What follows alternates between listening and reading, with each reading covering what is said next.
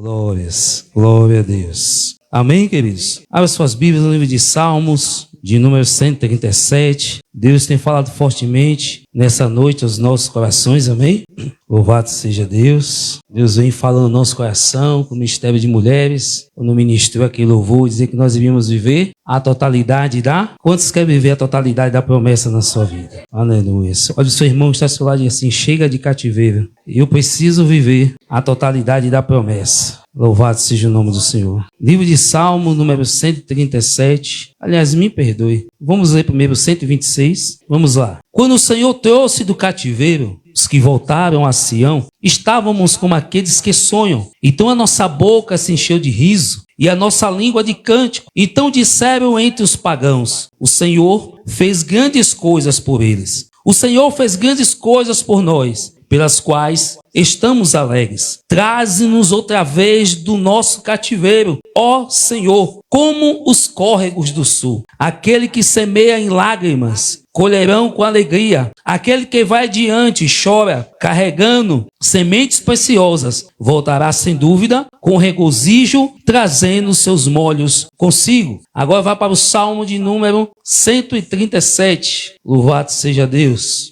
Salmo de número 137, nos diz assim a palavra do Senhor: junto aos rios da Babilônia, ali nos assentamos, sim, nós choramos, quando nos lembramos de Sião. Pendurávamos nossas harpas sobre os salgueiros no seu meio, pois lá aqueles que nos levavam cativos nos queriam uma canção, e aqueles que nos consumiam nos queriam alegria, dizendo: canta-nos uma das canções de Sião. Como cantaremos a canção do Senhor em uma terra estranha? Se eu te esquecer, ó Jerusalém, deixa minha mão direita esquecer sua destra. Se eu não me lembrar de ti, apegue-se a minha língua no céu da minha boca. E se eu não preferir Jerusalém, a minha maior alegria. Lembra-te, ó Senhor, dos filhos de Edom, no dia de Jerusalém, que diziam: arrasai-a, arrasai-a, até o seu fundamento. Ó filha de Babilônia, que vai ser destruída. Seja feliz aquele que te recompensar, como tu nos serviste. Feliz será aquele que pegar e arrebentar com os teus pequenos contra as pedras. Amém? O texto que nós lemos aqui no Salmo 126 vai nos falar de um salmo que é feito após o povo de Israel sair dentro da Babilônia, dentro do cativeiro babilônico. Esse salmo vai falar da alegria, vai falar do ânimo que o povo estava quando ele sai do cativeiro babilônico. Já no Salmo 137,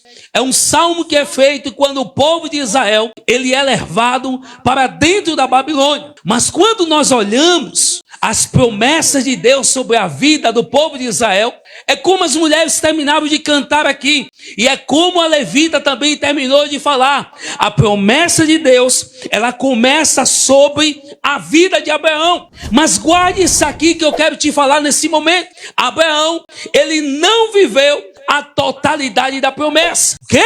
Você vai saber e vai entender. Abraão, ele não entendeu, ele não viveu a totalidade da promessa. E se nós não tomarmos cuidado, nós também não viveremos a totalidade da promessa sobre nossas vidas. Há pessoas que vão receber bênçãos, vão receber vitórias, vai se cumprir uma parte do ministério de Deus sobre a sua vida, mas ela não vai se cumprir na sua totalidade. Por quê? Não depende de Deus, não depende do lugar, não depende de pessoas, não depende do espaço, mas depende de você mesmo. Viver a totalidade da promessa não depende de Deus, mas depende das nossas vidas.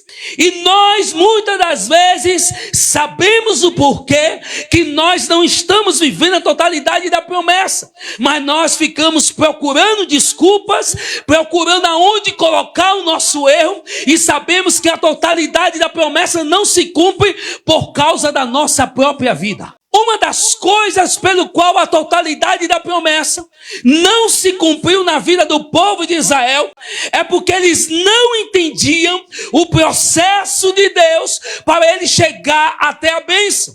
Quando Deus tira o povo de dentro do Egito, vai levar o povo para a terra de Canaã.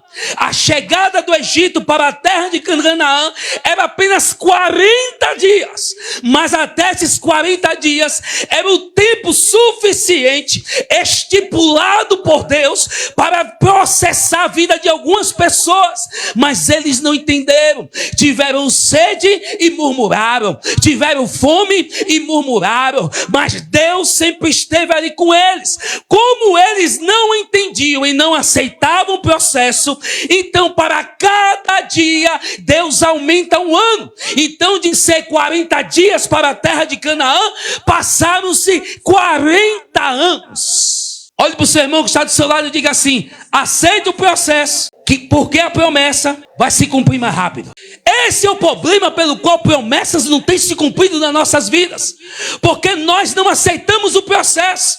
E quando o povo de Israel foi levado para Canaã, Deus estipulou apenas 40 dias para limpar, para purificar, para tirar o ego, para tirar o orgulho, para tirar os maus pensamentos, para tirar as doutrinas erradas, para tirar os conceitos do Egito, para tirar os conceitos de Faraó, para tirar aquilo que foi plantado na mente pelo mundo, para tirar a dureza do coração, para tirar aquilo que foi imprimido dentro da sua alma, que foi lá dentro do Egito. Era apenas 40 dias, mas eles não aceitavam o processo. Então para cada dia Deus acrescentou um ano, e foram 40 anos que eles passaram no deserto. E quem não aceita o processo, ele não consegue viver a totalidade da promessa. Por quê? Livro de Josué. Quando eles chegam diante da terra de Canaã, passam-se 40 anos. Quando Josué olha para trás e diz: cadê o povo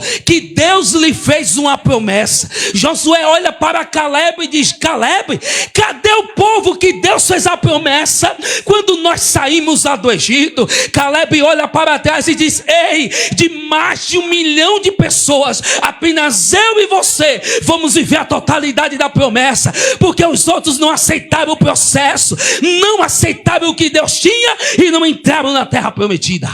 Esse é o primeiro problema, porque a promessa ela não se cumpre na sua totalidade sobre nossas vidas. E não adianta a gente murmurar, fazer biquinho, querer tomar cursos, ir para outros lugares, pegar caminhos, dizer que Deus está comigo, que eu estou ouvindo isso, que eu estou ouvindo aquilo, que eu orei, Jesus botei o joelho no chão e Deus me respondeu, que tu está pensando que tu vai viver a totalidade da promessa. Não é assim não, meu filho, porque o problema do povo de Israel não era água, porque Deus mandou tocar na rocha e a rocha teve que dar água. O problema do povo de Israel não era fome, porque na hora da fome eles clamavam e Deus mandou cordonizes. O problema do povo de Israel não era o sol quente, porque quando o sol estava quente, Deus mandava uma nuvem de sombra sobre eles. O problema do povo de Israel não era o frio no deserto, porque quando eles estavam com frio, Deus mandava a coluna de fogo. O problema do povo de Israel não era comprar roupa nova, porque à medida que eles iam andando, Deus fazia a roupa crescer no seu corpo. O problema do povo de Israel, que não viveu a sua totalidade, é porque não servia de coração a Moisés. Todo o problema do povo de Israel é porque não servia a Moisés como seu servo. Quando Moisés chegava na tenda e dizia: Deus falou comigo, aí o povo se levantava e falava: por acaso Deus só fala contigo? Só tem você aqui para Deus falar? Quando Moisés sobe no monte para pegar 10 tábuas do mandamento, o povo não consegue ficar debaixo daquilo que Moisés instituiu. Então Moisés já foi, agora faz um bezerro de ouro aí, porque agora nós vamos comandar, nós vamos fazer do nosso jeito. Eu quero te dizer algo da parte de Deus. Você pode até não crer, você pode até não aceitar, mas o que vale é a palavra dele. Enquanto você não se dobrar para aquilo que Deus quer, tu não viverás a totalidade da promessa. 1,5 milhão, só entraram 2. Eles olham para trás e dizem: cadê? Pai, mãe, tio, tia, avó, sobrinho, parente e por aí vai. Cadê? Só tem nós 2. E quando você não aceitar o processo, tu não viverás a totalidade da promessa. Vai viver de migalhas. Um dia vem a vitória, um dia uma luta. Um dia a vitória e um dia a luta. Só que Deus quer entregar a você a totalidade da promessa. Segundo ponto, porque a promessa não se cumpre na nossa vida. Livro de Jeremias, capítulo 29, versículo 11. A Bíblia diz, o Senhor Deus falando, eu sei o pensamento que tenho de vós, pensamento de bem e não de mal, para vos dar o fim que desejais. Em meio a todo esse processo, existem duas vozes. Existe a voz de Deus, que ele diz que eu sei que o pensamento que eu tenho de vós, e existe a voz que clama dentro do seu íntimo, do seu coração. Deus está falando, eu sei o pensamento que tenho de vós. Eu tenho um pensamento de bem, não de mal, para lhe dar o fim que desejais. Deus está falando assim, ó, eu sondo tua mente, eu sondo teu coração, eu sei o que você quer, mas é eu que vou dar aquilo que você deseja. Vai ser do meu jeito, vai ser da minha forma, vai ser da forma que eu estou preparando para você. Mas a gente quer ouvir a nossa mente. Eu sou isso, eu sou aquilo, eu tenho uma chamada, eu tenho não sei o quê. Você pode ter chamado, pode ter unção, pode profetizar, pode falar em língua, pode sapatear, você pode fazer o que for, mas se você não estiver dentro dos pensamentos que Deus escolheu para a sua vida, tu não viverás a totalidade da promessa. E deixa eu te dizer, o problema está comigo, o problema está com você. Você pode mudar de igreja, pode mudar de estado, pode mudar de país, pode mudar de qualquer coisa, mas chegará uma hora que você vai parar de novo desse mesmo problema e você vai ver que é contigo que está o problema, né? Eu vou sair da igreja, vou para tal lugar. Eu agora vou fazer aquilo que Deus me deu. Eu agora vou cumprir o meu chamado. Eu agora vou fazer não sei o que, eu vou fazer desse jeito. Não, não é assim não. Eu que sei, diz o Senhor, o pensamento que tenho de vós. Pensamento de bem, não de mal, e eu vou dar o fim que desejais. Aí sabe por que a gente não entende e fica ouvindo a nossa voz da nossa mente? Lá no versículo 12 ele diz, então orareis a mim, me buscareis, me achareis e eu vos ouvirei. Aquilo que você deseja não é para você executar, é para você buscar o Senhor. Deus vai te ouvir e vai te dar o comando.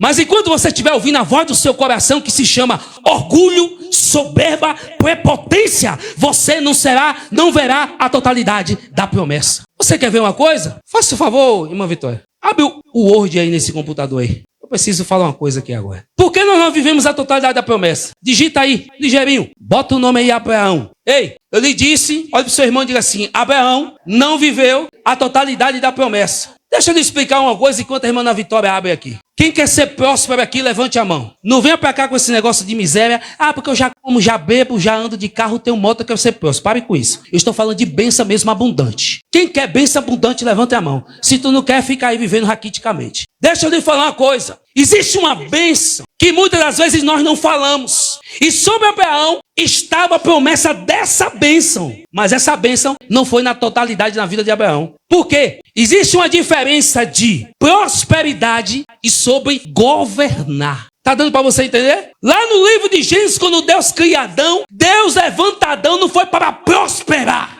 Deus levantou Adão foi para governar. Governo significa domínio, poder, autoridade. E se tu não quer que Deus tenha isso para a sua vida, não tem problema. Deixa para o seu irmão que está do lado. Deus nos chamou foi para governar. Agora vamos lá. Eu vou lhe explicar agora porque Abraão não viveu a totalidade da promessa. Bota aí, Abraão, bota um traço, bota aí, Abraão era o quê? Pai de quê? Bota aí, pai. Deus escolhe Abraão e faz uma promessa, olhe, em ti serão benditas todas as nações. Deus olha para Abraão e diz assim, olha para o céu, meu filho, tu pode contar as estrelas, assim vai ser o que eu vou fazer na tua vida. Olha para a areia do mar, tu pode contar os grãos? Não, assim é o que eu vou fazer na sua vida. Vamos para a história de Abraão? Abraão depois teve um filho por nome bota aí embaixo Isaac. Depois de Isaac teve um filho por nome Jacó. Foi ou não foi? Depois de Jacó teve seus filhos. Bota aí o nome de José, mas tem vários filhos. José foi um deles. Agora vamos lá comigo? Vamos lá para Abraão. Abraão, lá em cima. Abraão é o pai de multidão. De repente, Abraão vai entrar numa situação difícil. A Bíblia diz que ele está numa guerra com o rei e o rei quer se apoderar da sua esposa. E o que é que Abraão faz? Mentiu. Diz que a sua mulher era a sua irmã. Abraão, ele é o pai de Isaac. Então Isaac, sendo filho, cumpre-se de novo a mesma coisa. Chega lá na frente, alguém, um dos reis, quer pegar a mulher de Isaac para ser um esposo dela. Então a Bíblia diz que Isaac vai fazer o quê? Mentiu. Disse que Rebeca era sua irmã. Aí depois Isaac vai e nasce quem? Jacó. E Jacó era o quê? Mentiroso. Abraão prospera, Isaac prospera e Jacó prospera também. Mas quando chega em José, José não mente. Então Deus entrega a José o quê? O governo. Será que dá para você entender nessa noite? O problema está na promessa? O problema está em Deus? O problema está na igreja? O problema está na liderança, que ninguém olha para mim? Onde está o problema que eu não vivi ainda a totalidade da promessa? Abraão é o vovô, mentiu. Aí vai Isaac, mente também. Vai Jacó, mentiroso dos mentirosos. Quando chega em José, um homem que vive na verdade, Deus levanta José como governador do Egito. Ei, governo não se cumpre na vida de enganador e mentiroso. Nós precisamos entender, sabe por quê? Há uma liberação demoníaca nos últimos dias que está se cumprindo o que foi dito lá no livro de 2 Pedro, capítulo 3, versículo 3. Está entrando algo dentro da igreja que não se precisa mais de liderança, que não se precisa mais se submeter, que agora todo mundo é coach, todo mundo agora tem seu autoestima, que todo mundo agora pode andar sozinho e você está se perdendo. Tome cuidado. Olha o que aconteceu com a vida deles. Enquanto você não parar para ouvir a voz de Deus, é ouvir a voz de Deus. Pergunta para o seu irmão, como eu posso ouvir a voz de Deus? A Bíblia diz, e o meu povo ouvirá a minha voz da boca do meu sacerdote. Você pode ouvir quantas vozes você quiser, mas decisões você tem que tomar daquilo que vem da vista do sacerdote. Eu vejo crente, viaja, nem comunica mais sacerdote, não pede nem oração. Crente faz tanta coisa, mas quando vai ver, foi pro sul, foi pro norte, leste, oeste, volta às vezes até queimadinho. Aí você pensa, eu estava na laje ou eu estava na praia? Não há. Estamos perdendo os princípios estabelecidos por Deus para vivermos a totalidade da promessa. E a igreja precisa abrir os olhos nesses últimos dias. Ou nós entendemos isso, ou nós não vamos viver essa totalidade da promessa. Aí vamos para o Salmo de 137. Coloca lá, por favor. O que é que Deus faz? Mais uma vez, pega o povo e prepara um lugarzinho. Porque já parou para pensar que a gente só fica manso, a gente só para analisar a nossa vida quando as coisas começam a apertar. Aí a gente começa a fazer aquela análise. Aí a Bíblia vai dizer que Deus vai, pega o povo de Israel, levanta Nabucodonosor para levar o povo para dentro da Babilônia. E quando chega dentro da Babilônia, lá eles são prisioneiros. O que significa cativeiro? São prisões, aprisionamento. Eles estavam cativos. Eles estavam presos nos seus sentimentos, nas suas emoções e já não tinha mais esperança. Ei, a Babilônia não foi preparada por Nabucodonosor, foi pelo próprio Deus. E Paulo vai dizer que todas as vezes que Deus quer usar algo para limpar a sua igreja,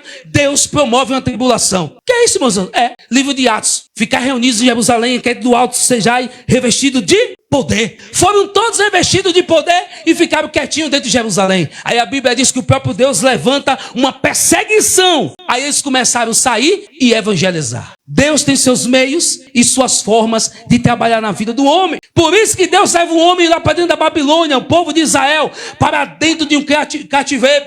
E cativeiro, irmãos, tem muitas pessoas que estão presas por pecado, por medo, por vício, por traumas, por depressão, por idolatria, por maldição hereditária e por influência demoníaca. Tem gente que está tão cego, sendo influenciado pelos demônios, mas ele diz que está ouvindo a voz de Deus. É muito fácil de você saber se a voz é de Deus ou não é. É fácil demais. Se aquilo que Deus fala comigo não está enquadrado dentro da sua palavra e eu tenho que tomar alguma decisão que não está dentro da sua palavra, não é a voz de Deus. Está precisando tomar alguma decisão na sua vida? Já está tudo projetado? Já está esquematizado o dia, a hora de fazer algo? Deixa eu lhe fazer uma pergunta. Se tu não procurou o seu sacerdote, se tu não conversou, se tu não procurou ouvir a voz de Deus através dele, não é de Deus. Essa é a verdade. E se nós não entendemos isso, nós vamos quebrar a cara, vamos nos frustrar, o tempo passa, a coisa passa e a gente continua do mesmo jeito. Aí Deus falou, peraí, que eu vou pegar vocês, vou levar para um lugar. E nesse lugar eu vou forçar vocês a falar a verdade.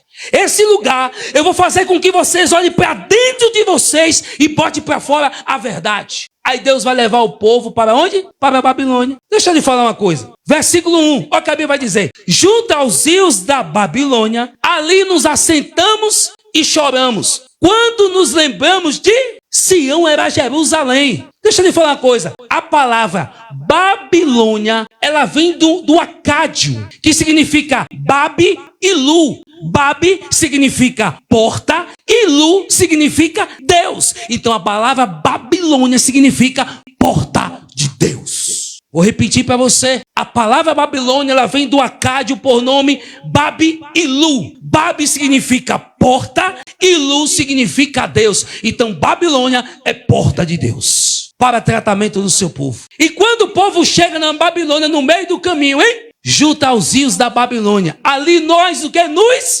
assentamos. Ei, tem hora que a gente não quer parar para ouvir aquilo que Deus quer falar conosco, né? Porque nós estamos tão cheios das nossas convicções, daquilo que nós temos, daquilo que nós somos, da promessa de Deus na nossa vida, do chamado de Deus sobre nós, que eu tenho uma unção, que eu tenho uma graça. E aí eu não quero nem ouvir o que Deus quer fazer. Aí Deus pega Babi e Lu, que é porta de Deus, e quando você entra dentro da Babilônia, que é uma porta do próprio Deus, aí tu consegue se assentar para ouvir aquilo que Deus quer falar de verdade. Ficamos às vezes tão cheios das nossas convicções, mas eu quero, eu sou, eu posso, tal. E Deus está falando, meu filho, não é aí, o caminho é esse. Lembra do que eu falei contigo, eu vou cumprir, mas tem princípios, não quebre princípios. Não, eu tenho chamada, eu tenho aquilo outro, eu vou fazer dessa forma, eu vou fazer desse jeito. Aí Deus, espera aí que eu vou lhe botar em um caminho. Aí você vai por esse caminho e vai, junto aos rios da Babilônia, nos assentamos. Aí a Bíblia vai dizer o quê? E choramos.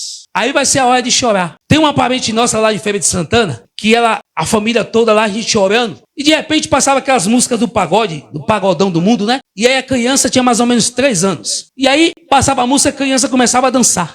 E o povo que é crente, família crente, dava aquele sorriso. Esse menino, sei não esse menino, viu? Meu Deus, esse menino é uma benção. Todo mundo rindo, achando lindo. Falei, ei, hoje você ri, amanhã você chora. Hoje já está no ciclo de oração, 10 anos sem passar. 10 anos não, ele já está com 17, né? Então com 3 já passaram 15 anos. Hoje está no ciclo de oração, pagando o preço para o filho não morrer. Não precisa nem falar mais nada. Porque a gente só para de refletir quando Deus coloca a gente para sentar. Aí, se aquieta aí. Tem crente que vai ser preciso sentar. Deus vai colocar você para sentar e você vai começar a lembrar. Vai lembrar da promessa e vai saber que o caminho que está tomando não é o caminho correto de Deus.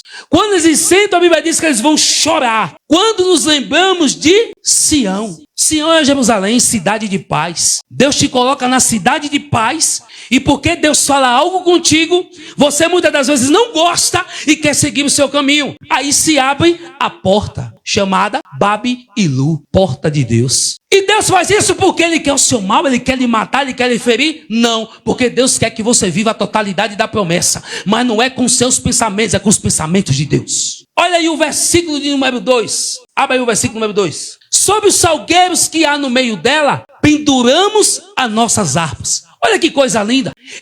O povo de Israel é um povo que adorava a Deus. Tinha tamborim, tinha tambor, tinha percussão, tinha todo tipo de instrumento que você pensar eles tinham. E de repente, quando eles chegam na Babilônia, a primeira coisa que eles fazem, pega o seu instrumento e empendura lá no salgueiro. Você sabe o que é que isso significa? Nós muitas das vezes transmitimos aquilo que nós somos. Falamos aquilo que nós somos. Mostramos para as pessoas aquilo que nós somos. E o povo de Israel era um povo que, com pecado ou não, na idolatria ou não, no adultério ou não, na prostituição ou não, independente do momento, eles estavam com o tamborim adorando a Deus. Tinha a época que o povo estava servindo a Deus de coração. Ô glória, fazia festa. Tinha a época que o povo estava na idolatria. Mesmo assim, eles faziam festa. Aí Deus, espera aí, a primeira coisa que eu vou fazer é empendurar suas harpas. Aí o crente começa. Deus começa a reter o dom, começa a reter o talento, começa a reter um bocado de coisa. E aí Deus começa, agora eu tenho que mostrar primeiro para você mesmo. Não é para mostrar para ninguém não. É para mostrar para você mesmo quem você é. Nós estamos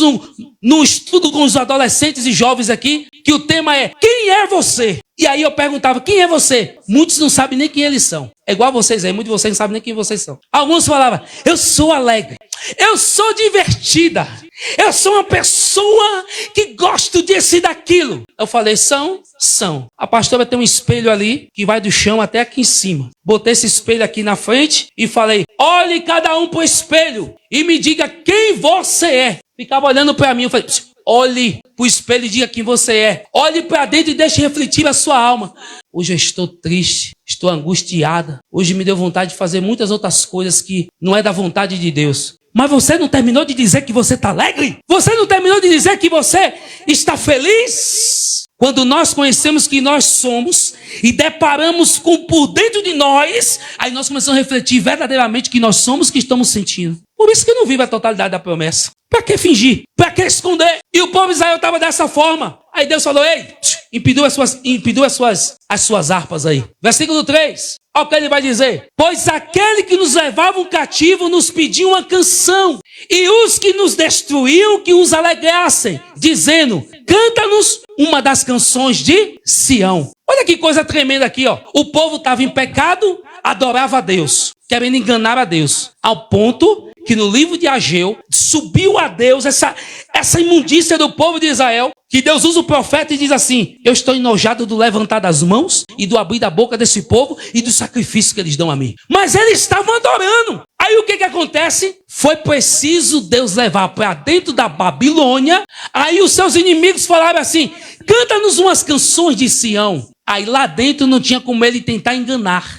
Lá dentro não tinha como ele fingir o que estava dentro dele verdadeiramente. Ele disse, como eu vou cantar uma dessas canções se nós estamos presos? Se nós estamos dentro do cativeiro? Ei, a Babilônia veio para nos limpar. A Babilônia veio para tirar de dentro de nós aquilo que é imundícia, aquilo que está preso, aquilo que está escondido, aquilo que é lixo, para depois vivemos a totalidade da promessa. E eles perguntam, como eu vou cantar um cântico do Senhor em uma terra estranha? Próximo versículo. Aqui agora vem o que a Bíblia vai dizer. Se eu me esquecer de ti, ó Jerusalém, esqueça minha mão direita da sua destreza. Você sabe o que isso aqui significa? Olha o que ele está dizendo, olha. Se eu me esquecer de ti, Jerusalém. Eles estavam dentro da Babilônia, estavam sendo tratados, estavam sendo lapidados, mas eles não esqueciam de Jerusalém, que era o lugar da paz, o lugar da reconciliação, o lugar da unção de Deus e do renovo. Ele está dizendo assim, ó, se eu me esquecer de Jerusalém, esqueça minha mão direita da sua destreza.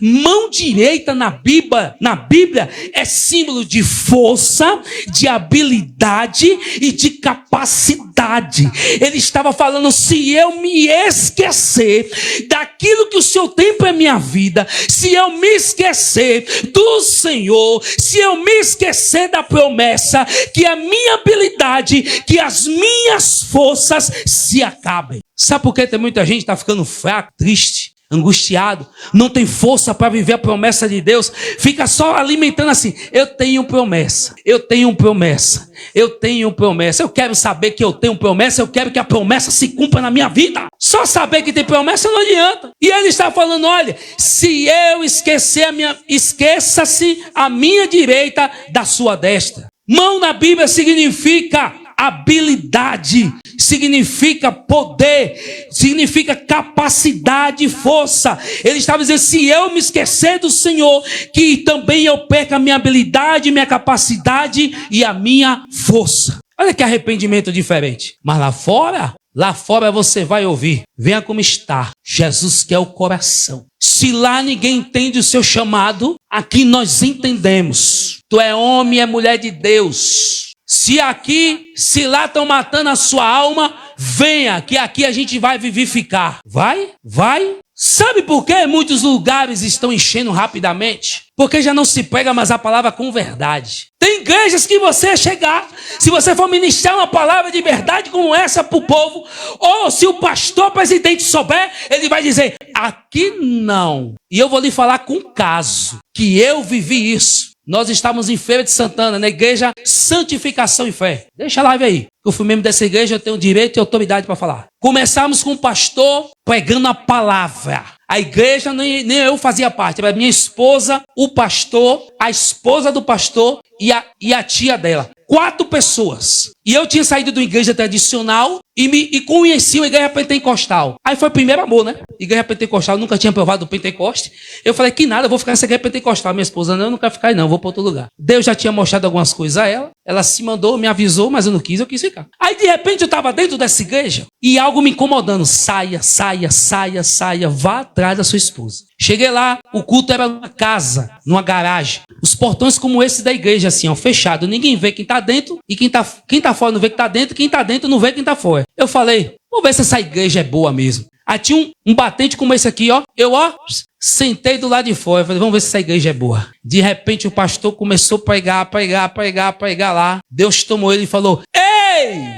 Você que está sentado no passeio do lado de fora, Deus manda te dizer, tem uma chamada na sua vida. E enquanto você não ouvir essa chamada, a figueira não vai parar de balançar. Essa igreja de Deus. Bati no portão, todo tímido, entrei. Começamos a trabalhar. A igreja cresceu, fomos para o bairro do Aviário, compramos um terreno, construímos a igreja, compramos 2 terrenos no bairro do Tomba, abriu a igreja no João Mafa. Mas você sabe que a gente sempre vive um momento que sempre entra aqueles dentro da igreja que quer desvirtuar aquilo que já está fortalecido dentro da igreja. E aí começou então um povo que, olha, esse negócio aqui tem que ser do mistério, viu? O negócio aqui é do reteté. Ah, se seu pastor não tem um carro, seu pastor está amaldiçoado, está com a maldição, não tem nem um carro para andar. Olha que igreja fria, a igreja não dá 2 pulos, Deus não fala. Olha, a igreja tinha tudo, Deus usava o pastor em profecia, Deus usava o pastor em revelação, e deixa eu te dizer a forma como Deus usava ele. Deus fez uma promessa a ele que diz assim, não precisa tu orar, só basta tu determinar. E assim ele fazia. Você chegava e falava assim, pastor, eu estou com tal doença ali, seja curado no nome de Jesus. Pô, você já saiu curado. Ele não orava, ele determinava. E aí ele começou algum povo, um grupinho dentro da igreja, falando, não, mas aqui tem que ter o reteté. Vamos botar o encontro do vaso. Vamos botar aquilo outro. Ei, a unção de Deus é boa. Profecia tem que ter, revelação tem que ter, unção de Deus tem que ter. Se Deus te toma na dança, você tem que dançar, mas tem que ser tudo dentro daquilo que Deus estabeleceu. Não é como cultura daquilo que o povo quer. Sabe o que aconteceu? O pastor começou a se perturbar com aquele povo que está dentro da igreja querendo mudar o conceito dentro da igreja. Aí convidamos uma pastora para pegar lá. Ele foi, caiu na besteira, ele, a pastora, que eu era vice-presidente do ministério. Ele me chamou para uma conversa e a pastora falou bem assim, pastor, por que tu tá tão angustiado? Primeiro, o que acontece? Em cima do púlpito, Deus toma ela e diz assim, vejo agonia no seu coração, vejo uma tristeza, vejo que você está ao ponto chorando por algo que está acontecendo. Deus usou a pastora para revelar o que estava no coração do pastor. E depois ela mesma foi usada pelo Satanás para falar algo para ele. Sabe o que ela disse para ele? Pastor, para que tu está agoniado e triste? Dá ao povo que o povo quer. E aí abrimos as portas na igreja. Encontro de vaso. Dia dos mistérios com Deus. A igreja começou a encher. Daqui a pouco, a igreja que tinha palavra, a igreja que tinha encontro de casais, culto de jovens, tudo que você imaginar. Escola bíblica dominical pela manhã, culto de ensino. Daqui a pouco vem uma adultéria, outro prostitui, o baterista envolvido em masturbação.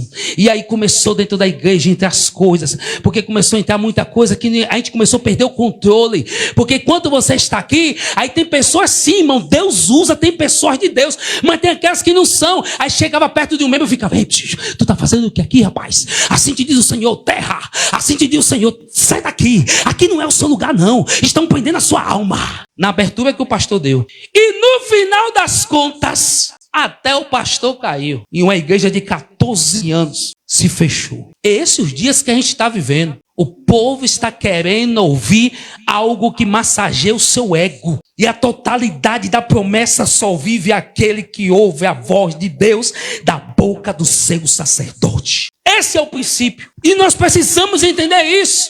Porque a coisa está se agravando, a profecia está se cumprindo. A Bíblia diz também que haveria dias que os homens teriam comichões nos seus ouvidos. Ouviria uma palavra, ouviria a profecia, ouviria a revelação de Deus, ouviria a direção do seu pastor. Mas sabe o que é comichão de ouvidos? É uma inflamação que dá no ouvido. De vez em quando já veio quando você está assim, vem alto e faz assim, ó. É isso aqui, ó. Recebe a direção de Deus e a pessoa, ó, ouvido, ó. E aí a gente fica fazendo questionamento. Mas o intuito de Deus é que você viva a totalidade da promessa. Olha o Salmo 126. 1,5 milhão de pessoas. Faça a conta aí. 1.500.000, tirando só 2 pessoas. Dá 1.498.000. Diga comigo. 1 milhão. Mais forte. 1.498.000 pessoas não viveram a totalidade da promessa. Apenas Josué e Caleb. Aí quando eles chegam lá, Salmo 126, no versículo 1, para nós encerrarmos, olha o que ele vai dizer. Salmo de número 126. Dormiu? Salmo de número 126. Olha o que a Bíblia vai dizer. Quando o Senhor nos trouxe do cativeiro, os que voltaram a... Quem voltou a Sião? Quem voltou para Sião? E foram quantos daquela geração? Daquela geração só foram 2. Entraram mais de 1 milhão. Mas daquela geração, para viver a totalidade da promessa de tudo que Deus tinha falado com ele, só foram 2. Josué e Caleb. E aí disseram, estávamos como os que sonham. Deixa eu lhe falar uma coisa. Eu quero dizer algo da parte de Deus. A libertação de Deus é algo tão maravilhoso nas nossas vidas, que quando nós deixamos Deus nos limpar e nos libertar, e a promessa se cumpre, a gente não acredita. Eles voltam para Jerusalém assim, ei, nós estamos aqui como os que sonham. Sabe por quê? O cativeiro, ele é temporário, mas a libertação, ela é eterna. Eles voltam para Sião e assim, ei, eu não acredito. Deus nos fez voltar para Sião. E eles voltaram para Sião porque foram lapidados dentro da Babilônia, que é a porta de Deus. Versículo 2. Então a nossa boca se encheu de riso e a nossa língua de cântico. Então se dizia entre os gentios, grandes coisas fez o Senhor. Grandes coisas fez o Senhor. Aqui vem outro segredo da parte de Deus, viu? Quando Deus cumprir a promessa dele na sua vida, deixa eu lhe falar uma coisa. Até os que estão de fora vão testificar que foi Deus na sua vida. Não tem esse negócio de cumprimento da promessa forçado não, viu? Eu tenho chamado, eu tenho unção, eu sou profeta. Tem um bocado de gente aí se denominando profeta e não sabe nem o que é ser profeta. Uma coisa é você ser profeta, outra coisa é você ter o exercício do dom da profecia. E eu não vou falar sobre isso agora, vem a sexta-feira para o culto de ensino. Uma coisa é você ser profeta, outra coisa é você estar no exercício do dom da profecia. Tem muita gente que está no exercício do dom da profecia e está se denominando profeta. E não é. É duas coisas distintas, totalmente diferentes. Abre as redes sociais aí que tá matando crente hoje. É Facebook, Instagram com a live desses intelectuais aí. Veja. Eu sou profeta tal. Vai ver se realmente ele é profeta. Vai ver de acordo com a Bíblia. Tem gente que está exercendo o dom da profecia. Aí eu sou profeta, você não é profeta. Você está exercendo o dom da profecia. Já que a gente falou, eu vou tocar no assunto, porque vocês estão me olhando assim, eu vou falar logo. O profeta, biblicamente, ele tinha escola de profeta, ele pregava, ele ensinava e era usado em Deus na profecia. Se ele não tivesse esses 4 requisitos, ele não é profeta. Ele está exercendo o dom da profecia. Você é profeta? Sou. Você prega? Eu não prego não. Eu falo o que Deus manda. Você ensina? Não. Tem algum lugar que você tem algum projeto que você ensina alguém com uma escola, alguma coisa? Não. Então tu não é profeta. Você está exercendo o dom da profecia. Nós precisamos entender isso. É totalmente diferente.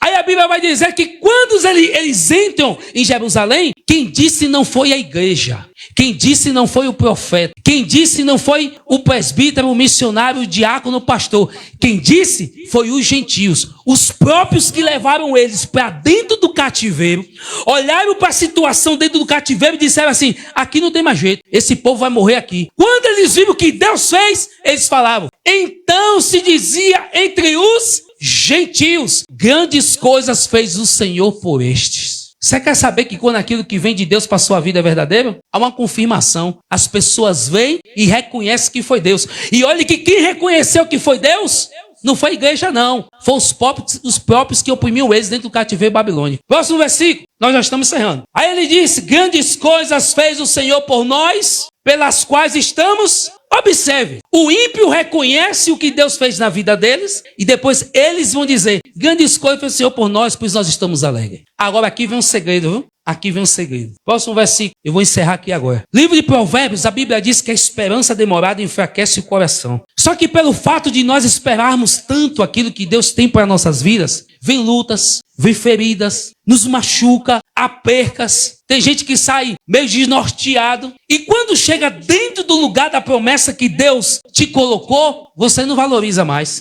Você já não tem a mesma alegria. Você já não tem a mesma força, o mesmo ânimo. Porque está cansada do processo. Então quando chega, chegou, né?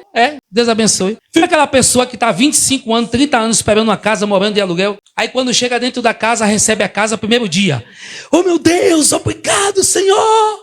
Aí manda WhatsApp para todo mundo, para a mãe, para o tio, para o papagaio, para o periquito, para todo mundo que ganhou a casa. Chega no segundo dia, meu Deus, vamos fazer um culto de ação de graça. Chega no terceiro dia, Deus me deu uma casa, né? Bom, sai do aluguel. E aí a gente começa a desvalorizar aquilo que Deus nos deu. Porque estamos cansados pelo período do processo. Aí o povo de Israel, para não perder aquilo que Deus deu a ele, porque suou, pagou o preço, eles vão orar. Esse versículo é uma oração. E eu amo essa oração. Eles olham para Deus e dizem assim: traz-nos outra vez, ó Senhor, do cativeiro, como as correntes das águas do sul. Ei, cativeiro não dói? Cativeiro nos machuca? Mas eles pediram: Deus, há um tempo que o Senhor vai nos tirar do cativeiro, mas eu não quero sair do cativeiro de qualquer jeito. Eu não quero sair doente, eu não quero sair ferido, eu não quero sair magoado, eu não quero sair de qualquer jeito. Eu quero sair igualzinho como as correntes da água no sul. Em outras traduções, vão dizer assim, ó: faz-nos regressar como as correntes do Negueb. O que isso quer dizer, irmãos? Quando você vai estudar o lado geográfico, existia um lugar ali perto de Canaã que era deserto, mas deserto mesmo. Não tinha vida nenhuma. Só que a cada 6 meses acontecia um fenômeno, que as águas vinham por perto dessa cidade e começava a desaguar dentro do deserto. E esse fenômeno se chamava correntes dos Negueb ou correntes da água do sul. E aonde não tem a vida, por onde essa água passava, gerava vida. Aonde estava um deserto, por onde essa água passava, gerava ânimo, gerava força. Então eles falaram para Deus assim: as correntes do Negueb ou as correntes do sul tiveram seu tempo de seca, mas quando chega o tempo da água passar, tudo fica diferente. Aí eles estavam dizendo: tira-me do dentro de cativeiro, leva-me para a minha promessa, mas tira dentro da minha alma o sofrimento e a dor. Senão não valoriza. A partir de hoje, se você quer viver a totalidade da promessa, você precisa tomar essas decisões na sua vida. Parar, se sentar, ouvir Deus falar e ser direcionado pelo aquilo que Deus quer. Você quer ver um mistério aqui agora para nós encerrarmos? Olha o seu irmão e diga assim: Deus te prometeu Canaã, mas não se conforme só com Canaã. Será que você já deu para entender aí? Em meio a esse processo que eles voltam para a terra de Canaã, a Bíblia diz que tem esse mesmo homem chamado Caleb. E aí sabe o que aconteceu? Josué pega a lista, tá todo mundo dentro da Canaã, né? Canaã é uma promessa coletiva. Todo mundo aqui tem a promessa de Canaã. Só que Josué, Caleb, aliás, ele tinha a promessa de Cades Barnea. E Cades Barnea é uma promessa individual. Aí Josué está lá com a lista. Os levitas recebem província. Filho de não sei quem, tome tal cidade. E está aqui Caleb esperando, né? E de repente Josué não fala mais nada.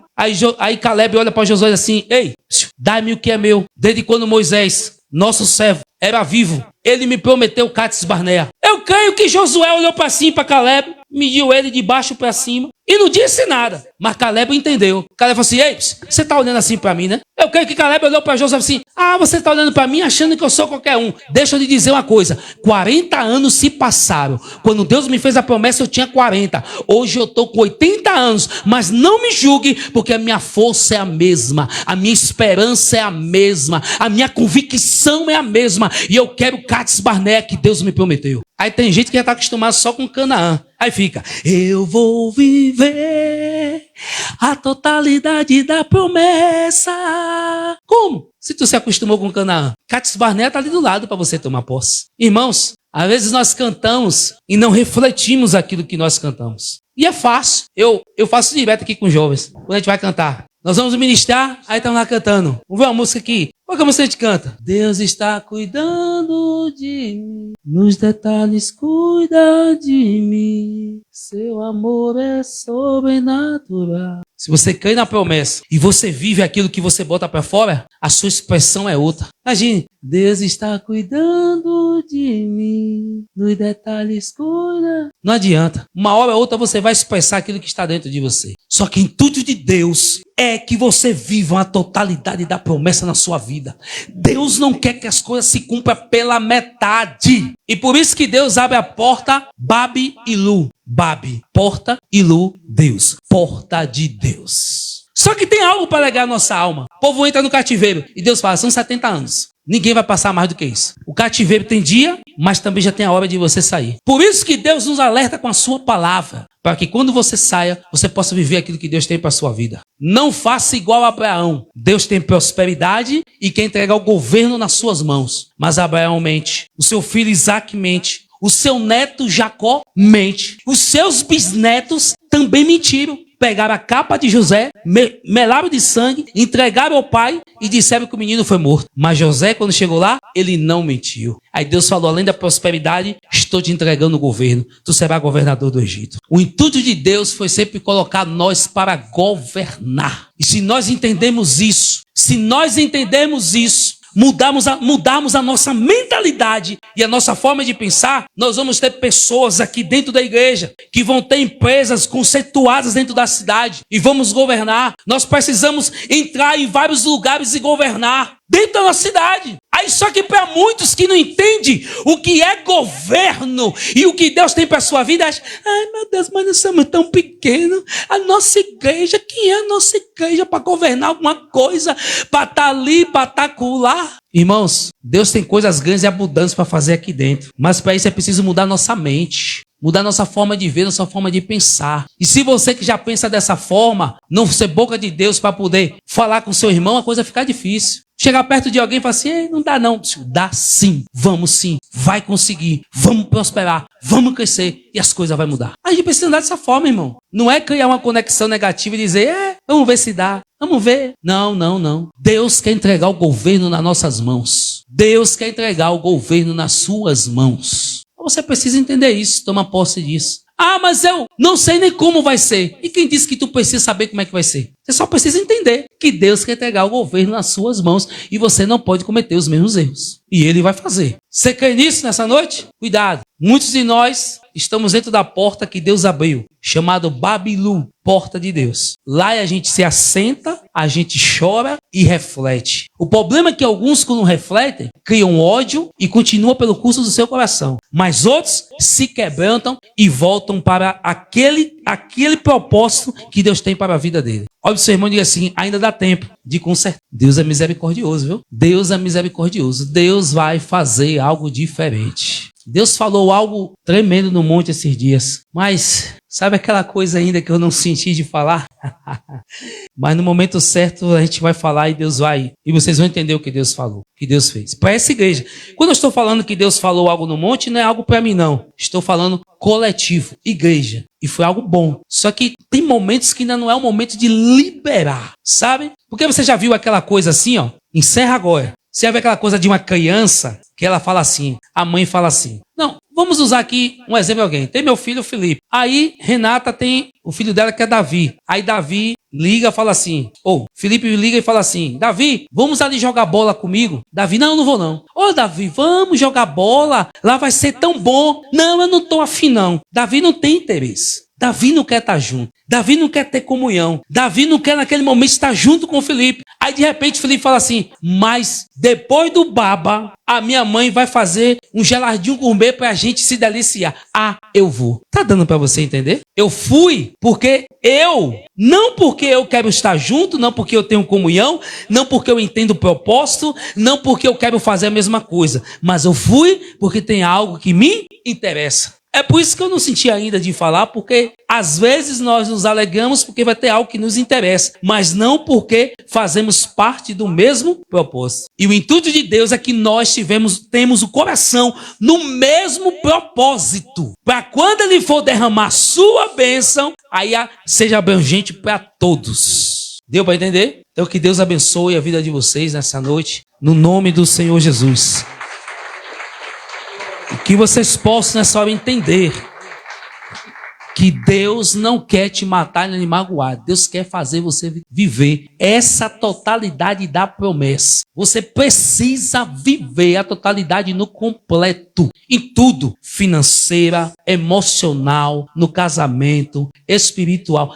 Mas isso quer dizer que não vai ter luta, não vai ter prova? Vai sim. Isso, luta e prova, isso aí nunca vai acabar não. Mas o cumprimento da promessa sempre vai ter. Tem que ter a totalidade da promessa na sua vida. Porque às vezes o crente é abençoado financeiramente e depois está doente. Tem outro que não está doente, com problema no casamento. Tem outro que não está com problema no casamento, está com problema no filho. Então precisamos viver a totalidade da promessa sobre as nossas vidas. Mas para isso, já entendemos aquilo que Deus quer fazer nas nossas vidas, o que Ele falou conosco. Precisamos seguir uma direção, quebrar o orgulho, quebrar o eu, tirar tudo da nossa vida e entendemos. Eu preciso voltar a Jerusalém, a Sião, aos meus princípios que Deus estabeleceu para que Ele possa fazer algo nas nossas vidas. Amém, queridos? Aplauda ao Senhor nessa noite. Em nome de Jesus.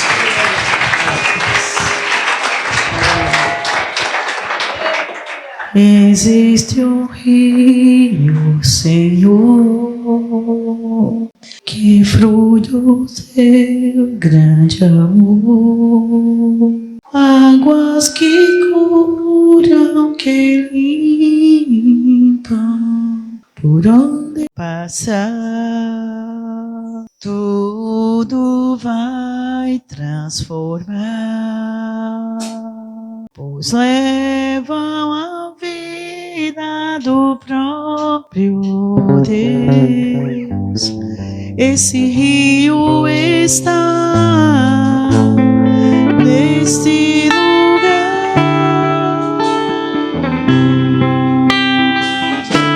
Beber do teus rios, Senhor, se a minha sede lava o meu interior.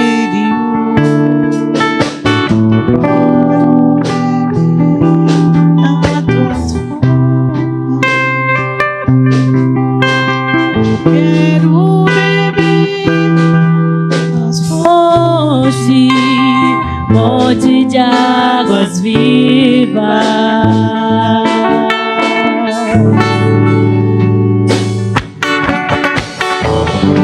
Existe um rio, Senhor, que flui do teu grande amor. Águas que correm do trono, águas que curam, que limpam, por onde ele passar, por onde o rio passar, tudo vai transformar, pois leva a vida do próprio Deus. Esse rio está nesse lugar.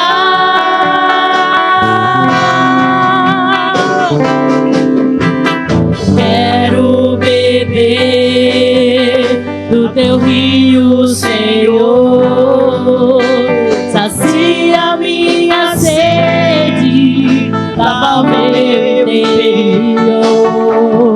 Eu quero fluir de tuas águas, eu quero beber das tuas fontes, fonte de águas limpas. Tu és a fonte, Senhor. Oh, tu és o rio, Senhor. Oh, tu és a fonte, Senhor.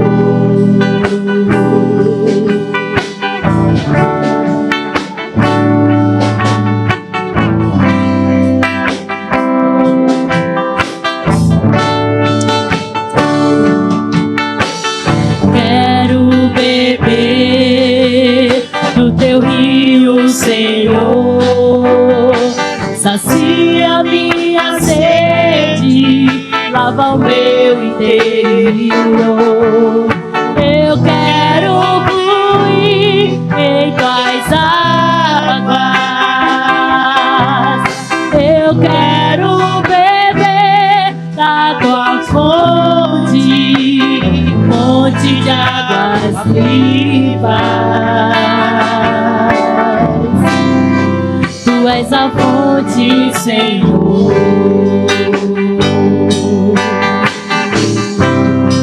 Tu és o rio, Senhor. Tu és a fonte, Senhor.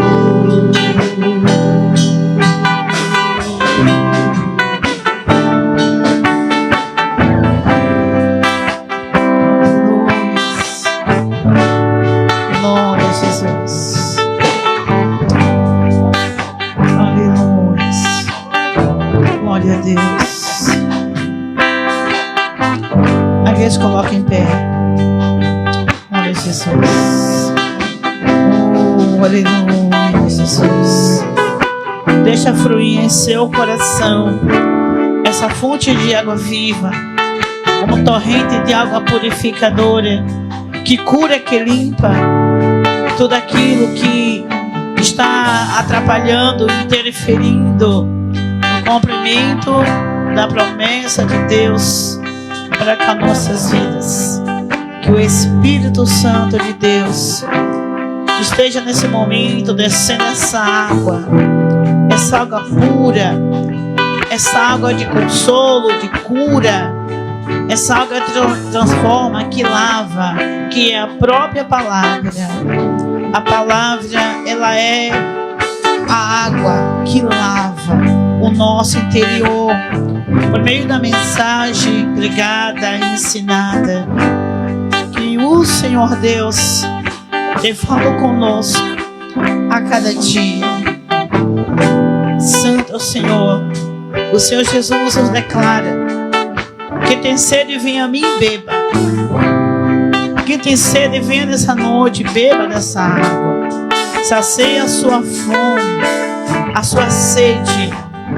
Aleluias. E ele diz que rio de água viva fluirão de dentro de nós e nos fará saltar para a vida eterna. O verdadeiro propósito de Deus é nos levar para a eternidade, é nos levar para o seu céu de glória, onde não haverá mais dor, não haverá mais luto, não haverá mais enfermidade, não haverá mais risco algum da gente sair da presença de Deus. Mas estaremos com o Senhor para sempre, eternamente. O propósito de Deus é nos levar para um dia estar com Ele. É para isso que labutamos, é para isso que perseveramos, é para isso que nós nos santificamos para Deus. E quando nos santificamos para o Senhor, que entendemos que o maior projeto não é para essa terra, mas o maior projeto é para a eternidade com Deus, com Deus, com o Senhor. É o que mais queremos, é o que mais buscamos e desejamos. Nos esforçamos e às vezes nos falta força, às vezes falta ânimo, às vezes a fé se abate pelas lutas, pela dificuldade, por causa das conquistas, por não conseguir avançar na fé, por não conseguir servir a Deus de verdade. Mas não desanime, não retroceda, não pode retroceder, você não pode recuar, mas busque em oração, em arrependimento, confesse aquilo que você sabe que está errado em sua vida. Fale com o Senhor de coração sincero, não um arrependimento superficial, mas um arrependimento genuíno, verdadeiro. Aleluia, glória a Deus, aleluia. Peça ao Senhor que lave nesse momento. Você sabe do seu estado, como você se encontra, como você está, se você está em plena comunhão com Deus, se você está se alimentando da palavra, se você tem um devocional com Deus, a sua integridade espiritual com o Senhor tem que estar em alta, não pode falhar nisso. Não falte nos cuidado com sua alma, não falte nos cuidado, não seja descuidadoso com a sua coroa. Cuide da sua alma, cuide. Salvação é coisa séria, meus irmãos. Não se deixe levar por esse mundo enganoso, cheio de fantasia, cheio de engano. Não se deixe levar pelos tais coach, falsos profetas, enganadores, mentirosos, vangloristas, se levantando um mestre segundo o que muitos querem ouvir. Siga a doutrina do Senhor. Siga a verdade, irmãos. Siga a verdade. Tenha cuidado com a mentira. Cuidado com os enganos, com os falsos conceitos doutrinários. Tenha cuidado. Tenha cuidado. Aleluia. Aleluia, Jesus. Aleluia. Ó Espírito de Deus, Espírito Santo, neste momento, fala com nossa alma, Senhor. Eu já te falo pela palavra, pelos louvores, mas traz a unção de quebrantamento, de arrependimento, Pai. Arrependimento verdadeiro, genuíno, pela sua mensagem, o santo evangelho pregado, anunciado. Deus, porque o Senhor não quer que ninguém se perca, Senhor, que ninguém, ó Pai, ó Deus, seja enganado, que ninguém se engane.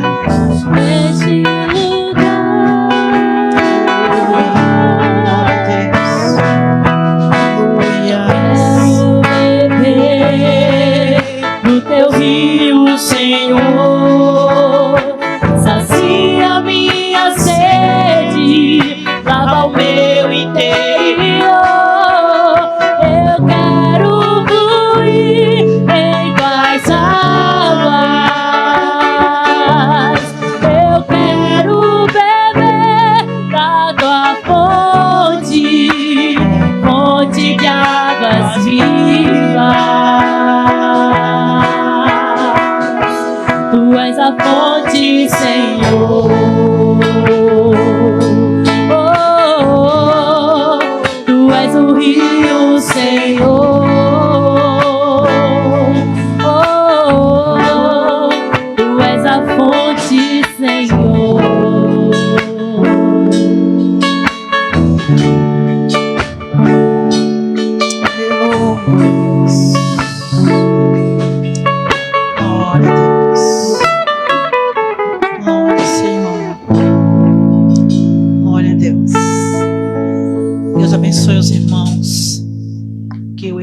Deus complete a obra, a palavra no coração de cada um de nós nessa noite. Somos ovelha do pastoreio de Cristo. E Ele é o sumo pastor que se preocupa com a nossa alma. Que adianta de ganhar o mundo inteiro e perder a nossa alma, irmãos? Que adiantaria? A gente conquista tudo, e a nossa alma está longe de Deus. Cuide de sua alma, cuide de sua coroa. Não perca tempo, irmão, com as coisas fúteis dessa vida, com aquilo que é passageiro que passa. Seja mais cauteloso, seja mais centrado, seja mais criterioso, mais cuidadoso. Se preocupe com a salvação dos seus. Busque a salvação de todos os homens, mas principalmente o da sua família. Procure com zelo a salvação de todos. Inclusive, isso está no nosso pacto de batismo. Nos comprometemos a buscar a salvação, a educar nossos filhos no temor do Senhor, a ensinar as sagradas letras. Também lá está escrito no nosso pacto de batismo a seguirmos a doutrina do Senhor, a sermos fiéis nas nossas transações, a mantermos a amizade mútua de uns para com os outros, a preservar o amor, a preservar a lealdade e a buscar a salvação de todos os homens. E ensinar os nossos filhos no temor do Senhor. Ensine seus filhos no temor do Senhor, com amor, com zelo, porque eles são herança do Senhor. E tem uns por aí agora ensinando muitas coisas, irmão, contraditórias, que a prioridade de tudo, que está acima de tudo é a esposa, é o marido, e que os filhos não, e alguns estão pegando isso de maneira danosa, estão tratando os filhos de qualquer maneira, de qualquer forma, de qualquer jeito, sem zelo, sem amor. fazendo coisas que não se deve fazer. Os filhos são herança do Senhor. Você já viu ex-esposo, ex-esposa? Você já viu ex-tudo, mas não existe ex-pai e ex-mãe. Não existe ex-filhos. Filhos, no Salmo 127, são herança do Senhor. E ai de nós que não cuide da herança do Senhor, irmãos.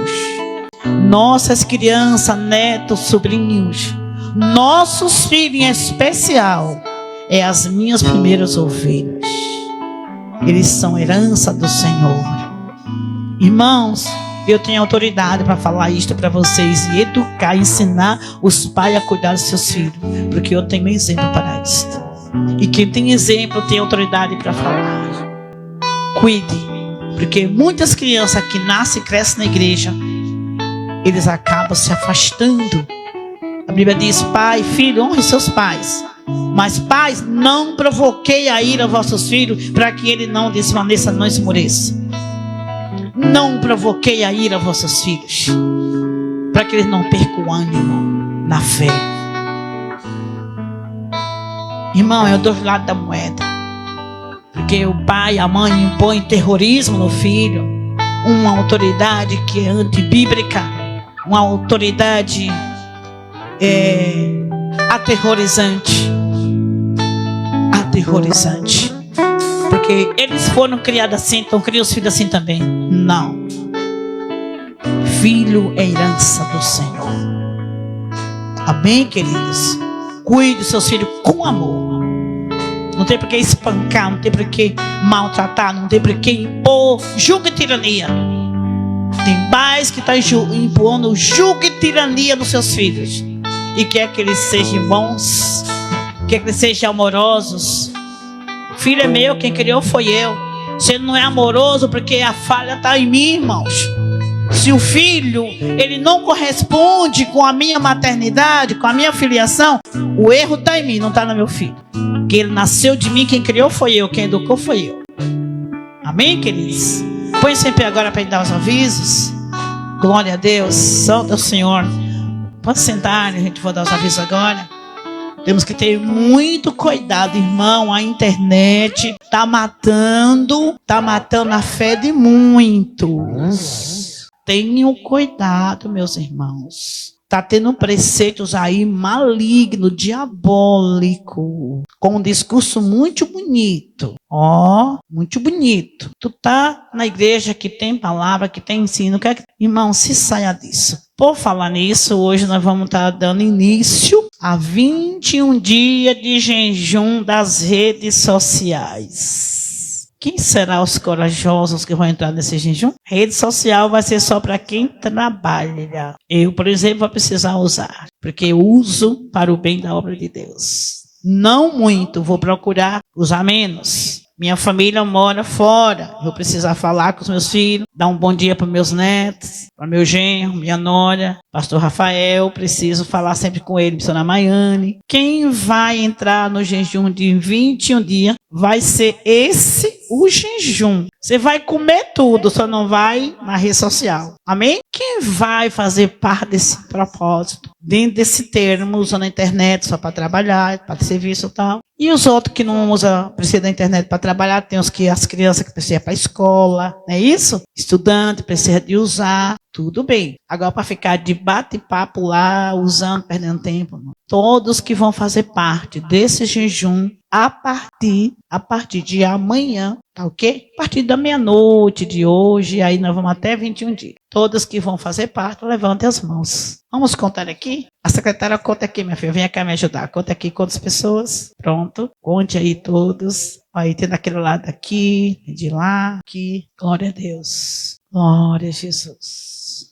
Tem 16 irmãos que vão fazer parte desse jejum. 21 dias sem redes sociais. Nos termos que já falei. Amém, queridos? E ponham um propósito diante de Deus. Um propósito individual nesse jejum sobre sua própria vida, a sua própria vida. Isso aqui visa, irmão, trazer um avivamento, uma comunhão, um crescimento no nosso espiritual. Nós estamos fazendo isso para o nosso espiritual. Porém, você pode pôr um propósito, né, material nesse jejum. Glória a Deus. Deus vai te honrar. Glória a Deus, tá? Os que querem fazer o jejum de alimentos vão entrar no propósito, mas não vai fazer da internet, vai fazer de alimentos, vai fazer com alimentos. Quem quer fazer com alimentos? Glória a Deus. Contemos aqui também, filhos, que vão fazer com alimento. Vão participar do 21 dia, mas com alimentos. Aleluia. Levante as mãos para que a secretária possa contar. Glória a Deus.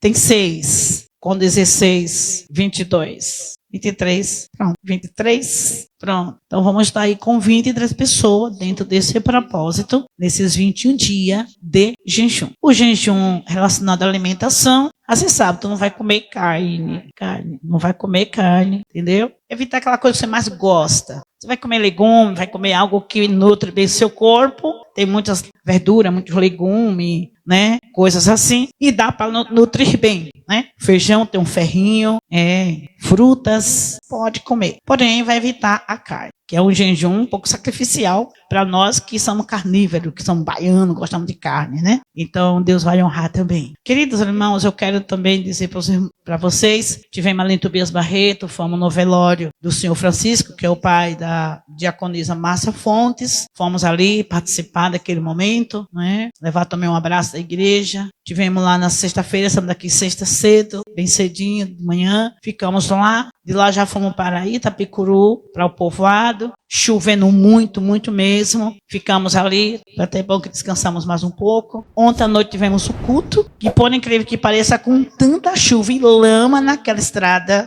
coloquei lá a mensagem assim: irmão, estamos aqui, teremos culto hoje à noite, ponha seu guarda-chuva e vem para a igreja. Fiquei com pena dos bichinhos, foram mesmo. Irmãos, foram, naquela chuva, aquela lama terrível. Digo graças a Deus pela vida de vocês. Só os que estão, até uma irmã que ela fez a cirurgia, tem umas 3 semanas mais ou menos, até ela estava lá. Porém, ela tem carro, né? Foi com a esposa. E o pessoal dela de perto, a maioria foi para a igreja. Foi um culto abençoado, Jesus se fez presente naquele lugar.